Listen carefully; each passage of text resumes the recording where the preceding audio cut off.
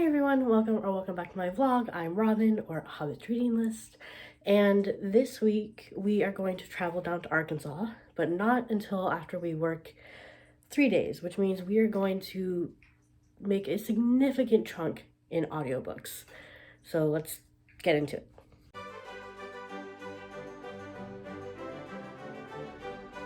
So, not going to lie, I'm starting this vlog on a Wednesday. Typically, I start it on a Monday, but I don't actually film about reading until Tuesdays. I didn't have time yesterday. I didn't film Tuesday morning, which I really should have. And then I had to go to work. And then when I got home from work, Chris got home at about the same time. And so I just didn't get to film. But I have a lot to talk about. To start, let's start with Monday. I read about 170 pages of Farrell, Covington and the Limits of Style. Farrell Covington is about, it follows this guy named Nate who goes to Yale. He isn't quite sure what he wants to do, but he wants to major in being gay. And I say it like that because that's essentially what he means. He becomes a drama major, and then he sort of figures out that he wants to be a playwright. And that's all great. Very quickly, when he gets to Yale, he meets Farrell Covington, who is the son of this like multi-millionaire family, and he has a lot of expectations placed on him. And they enter into a relationship. And the book follows their relationship throughout 50 years and all the trials and tribulations and victories that come with that. And so I don't want to spoil anything, obviously. But last week when I started reading it, I expressed some nerves because Farrell spoke like if you haven't read Woodhouse, this doesn't make sense, but he spoke like Smythe, Smythe is my most hated character in almost all literature. Only beaten out by Holden Caulfield. No, there's another character that I hate more, but I can't remember his name because I've blocked it so much. But it's the main character of American Tragedy by, I want to say Theodore Dreiser. I'll put the real, anyway. Anyway, I was worried about how he spoke because it really bothered me and it made me really nervous. But he's grown out of that as he's matured. He's still dramatic. That's fine. I don't mind dramatic characters. They're fun. But now he speaks like a somewhat normal person while still being dramatic. And that's great. I love that. So I'm about, I think 55% through the book. And I'm enjoying it. You know, it's very up and down. Not in terms of enjoyment, but in terms of story. It spans 50 years. And so you're essentially we're only getting the important bits of the relationship, which comes with drama. But I do like it. I think it's well written.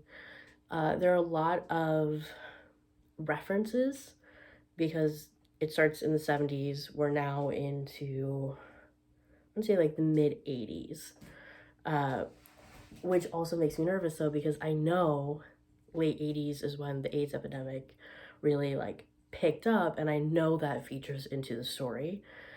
And so I'm reading this, and they have these friends, they have this circle of queer people, and I'm just looking at it of who's not going to make it. And that's really upsetting.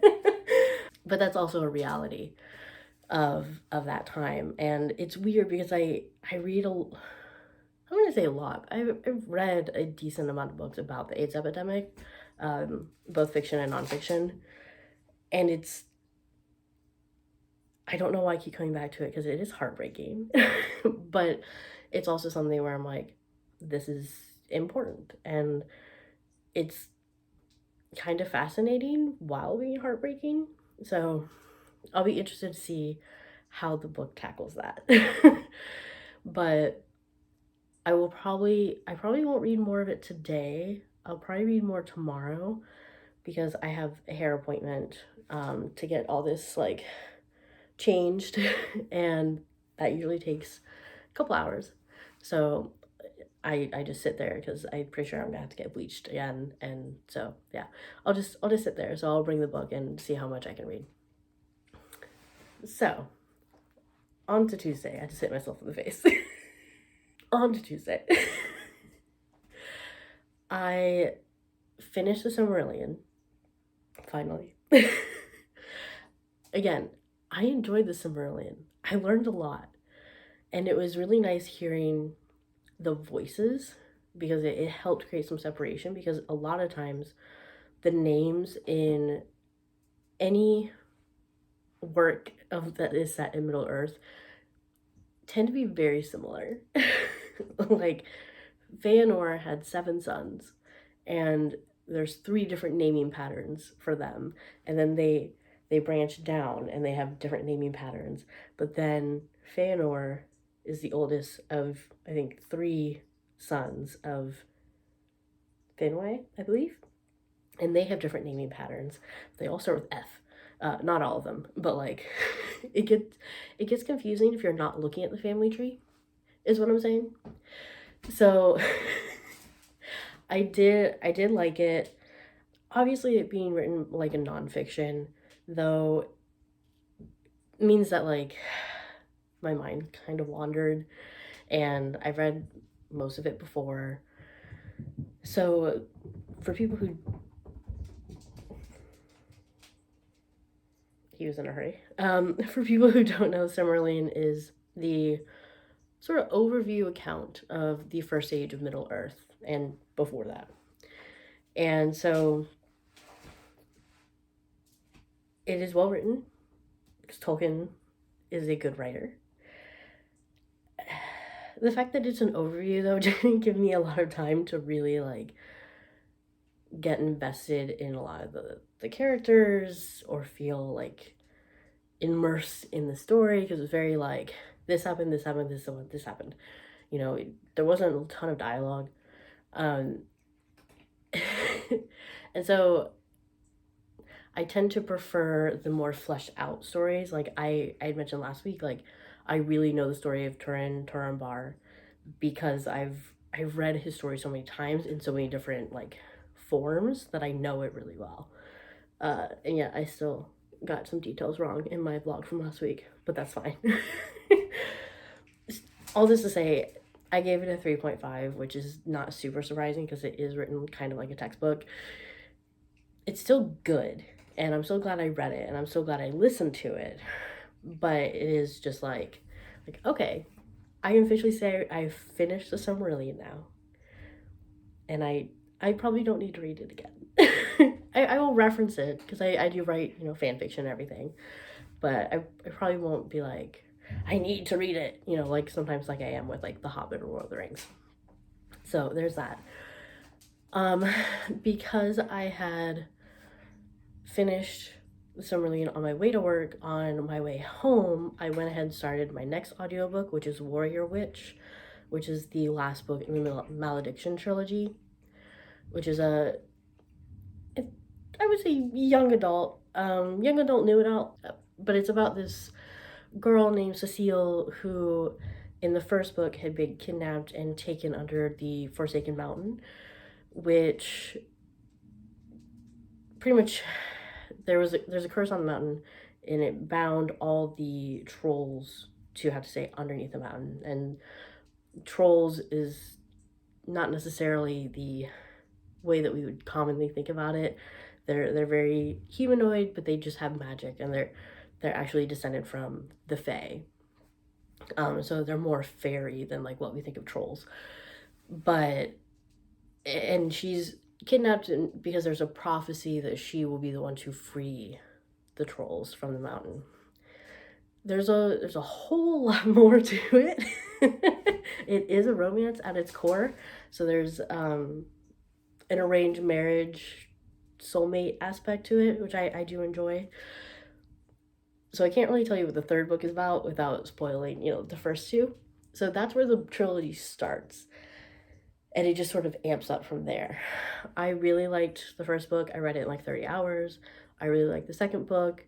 I listened to the audiobook and I definitely like the audio version. It just adds a whole other layer to it. And I really liked it, and I'd been able to predict where it was going to go, and I was really happy about that. And so I'm really interested to see what happens in the third one because I have no predictions yet. I listened to about an hour and a half of it, so I'm not far in. 11%, but I did really enjoy it. It was an interesting setup. There's already like events. It's very like it's very action packed, which I normally don't like. Like, I like relationship building, but I think this book does a good job of building up the relationships while having them deal with action.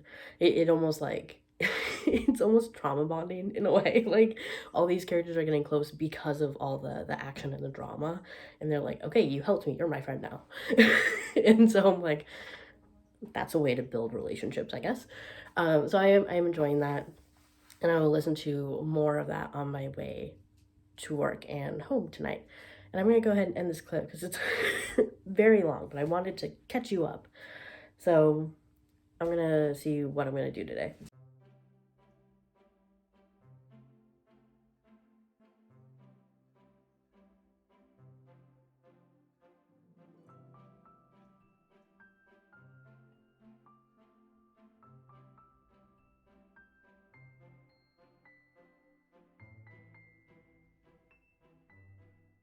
Good morning. Really quick update before I have to go to work because I have like a couple more meetings and then I'll be on vacation. I've listened to more of Warrior Witch. I'm just going to assume I filmed in the morning on Wednesday. And I am enjoying it. I think I've talked about this before, but it's very like action packed. They're in the middle of a war and there's all sorts of like politicking and it's really engaging. Is there a ton of character growth? Throughout the trilogy, yes. Throughout each individual novel, not so much. Like, Cecile is kind of annoying me because she has a tendency to just like rush headlong into a situation and not think about the repercussions. Whereas her husband, Tristan, all he does is think about the repercussions. And so after seeing this in the previous two books, I'm like, yeah, maybe you should like pause for a minute and stop reacting so emotionally. So that's something, but I'm still really enjoying it because it's really fun. And I didn't read as much of Farrell Covington as I wanted to during my hair appointment yesterday. I read about 40 pages, I believe. And pretty much all that's happened is Farrell and Nate have gone to Hollywood, and this has added another sort of like complication to their relationship, but I think it's going to work out.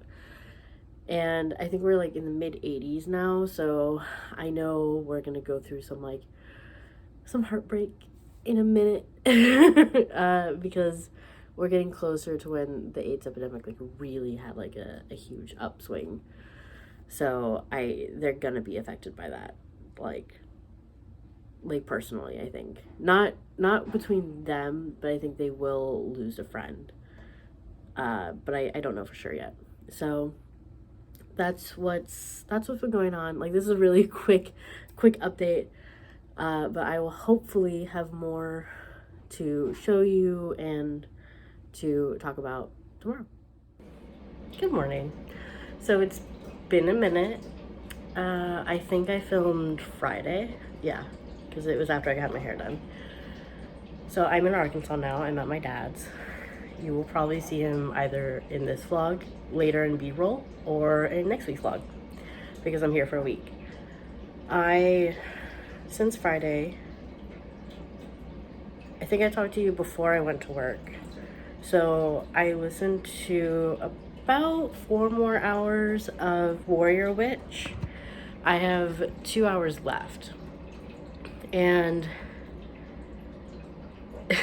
the plot obviously hasn't been resolved yet because I have 2 hours left. But it's developing in a way that I'm really curious, like, how it's gonna end. And I really wish I'd been able to finish it on the drive here, but I was traveling with my husband, and I'm thankful that he gave me 2 hours. Well, he gave me 2 1-hour chunks. Towards the end of it, he started like talking and making more sounds, and so I'm like, oh, okay, he wants attention. If it had just been me, I definitely would have gotten through it. So maybe at some point I will listen to the audiobook while I'm here, just to get it done, but also just because I want to know what happens. So that's about it. I really haven't read that much more. I have to do some homework today, and then we're going up to Fayetteville to go to the Oklahoma versus Arkansas gymnastics meet. Oklahoma is my team, as you may have noticed. So be prepared for lots of B-roll.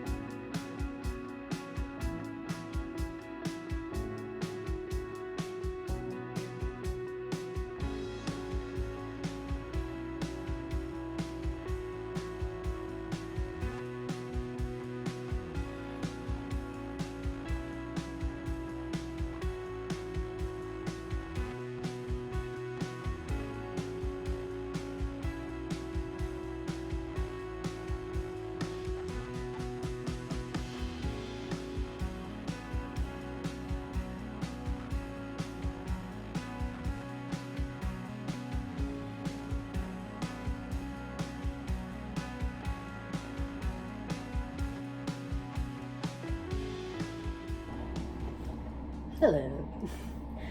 Okay, so I just decided that this was going to be a 2-week vlog, and yes, I'm in the laundry room. Because this is not the best light in the house, but it's the most obvious light in the house. So I finished reading Farrell, Covington, and the Limits of Style yesterday, and I believe I've already talked about what it's about in last week, so I'm not going to go into that. I will say I had a couple issues with it, particularly like kind of the pacing. I think in the blurb it's mentioned that like it follows Nate and Farrell through, you know, a 50-year relationship, and while it does technically, the last 20 or so years is very like brief. And I don't know. I had issues with it, but like that's the most obvious one. I felt like some of the side characters weren't fully fleshed out. They were very much like, I'm only going to like vaguely reference these people, and they don't have anything outside of their particular like thing. Like, one of them is an actress, and the only thing that is mentioned about her when we catch up with her is that it's like what she's been acting in. So like, it was good. I'm glad I read it, but I had issues, which is disappointing. I wish I didn't have issues with books. So I gave it a 3.5 star, which I'm glad that it wasn't lower, because even though I'm hovering in this 3.5 to 4.5 range for everything that I'm reading, I don't think it warrants going lower, and it's certainly not a 5 star, so like, that fits. But anyway, so that's that. You know, do I wish it was better? Yes. But I'm okay with it. So the book that I'm reading next, because I brought 4 books with me, Farrell Covington included. And so what I'm going to read next is Lore Olympus Volume 2. And I'm going to go ahead and knock that out because the other 2 books are significantly longer. Or, well, kinda. And if I get to Pride and Prejudice and Zombies, that's going to be a whole other thing. So, let's start with Lore Olympus. I should be able to finish it today, but we'll see what happens. I have no plans today. I'm not even editing because I decided to make this a 2-week vlog. So, we'll see. Hey everyone. Guess who got sick? So the rest of this vlog might be a little hit or miss, depending on what my voice is like. I wanted to just pop in real quick and say that I did finish reading Lore Olympus Volume 2. I finished it in about 2 hours. Of course, it was really good. I've read it before online as the webcomic, but it's nice having the physical book. I gave it 4 stars. Definitely check it out if you haven't. And if you don't know, Lore Olympus is a Hades of Persephone retelling in a more like modern Olympus. And I think this is about all I can talk. So, love you guys.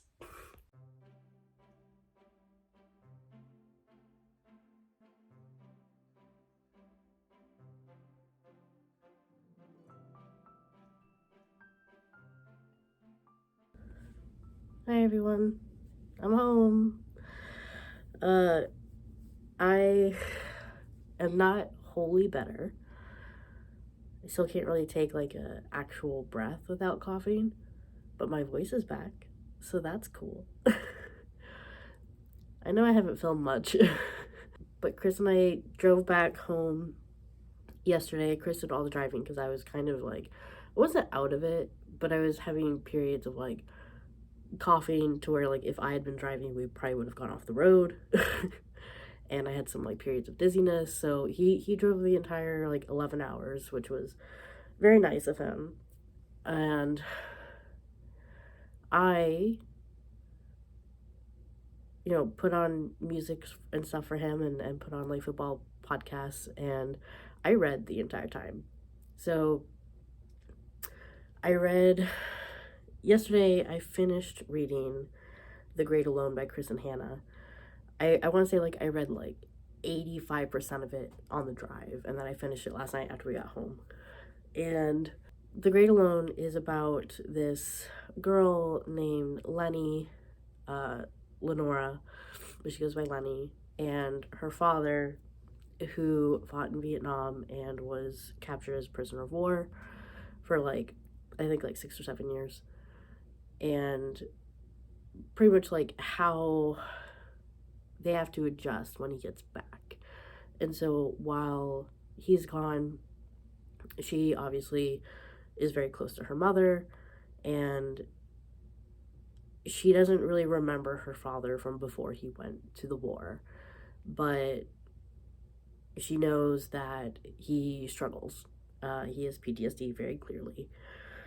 And he sort of inherits this like land in Alaska, and he feels that like being off the grid, being self-sufficient will be the best thing for him and his family, so they go to Alaska. Alaska isn't an easy place to live in. There are a lot of dangers. And the weather is intense. And so Lenora and her mom, Cora, actually like adjust decently well. But the dad, once winter comes and you have those like 16-hour nights or longer, it really messes with his PTSD, and he gets abusive. And so the whole book is about like surviving not only Alaskan wilderness, but also surviving trauma in a lot of ways. So that's sort of what it's about. I don't want to go too much into it. I will say, I felt like it, I felt like the blurb was deceiving. What I was expecting the book to be about and what the book was actually about was very different. And so towards the end, I was kind of like, okay, but what was the point of this story? Because it was not what was on the blurb. So I didn't mind it. Considering it's a family book club book, I would say it's okay. You know, out of all the books I've had to read for my family book club, it's okay. I didn't mind it. You know, she's a good writer. I thought the pacing was weird. There were 3 like significant time jumps, and I found myself wanting to know more what happened in those missing years. I understand why the time jumps were there. I just don't agree with it. It was fine. You know, I gave it a 3.5, which I stand by, but I'm also just kind of amused that all the books that I've read this year are in the 3.5 to 4.5 range. I know I've said that before, but I do still think it's really funny. And yeah, like it was fine. For a family book club book, I would even go so far as say like it was all right, which is slightly more positive. So there's that. I think today I'm going to spend the day reading a book that I won't be talking about in this vlog because I'm making a whole separate video for it, which will hopefully be out soon. I'm not going to put too much pressure on myself today because I really just need to rest. I think that since I got sick, which I'm starting to suspect is maybe bronchitis, I've just been trying to rest because I do go back to work tomorrow. And so I think I will just hang out and read today and try to stay away from Chris because I really don't want to get him sick if he isn't already. So, and then tomorrow when we go to work, I will finish reading or listening to Warrior Witch. So that's the plan. And yeah, I'm gonna go sit down now.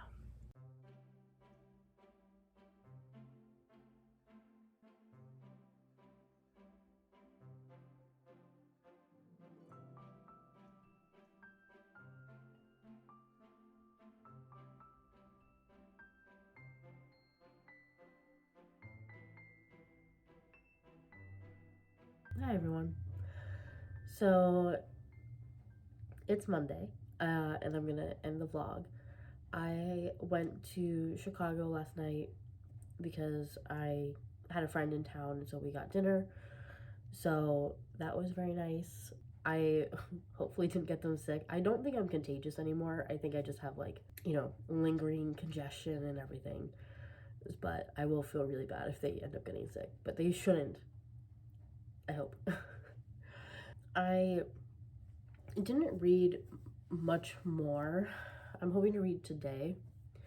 But I did finish listening to Warrior Witch. It's snowing.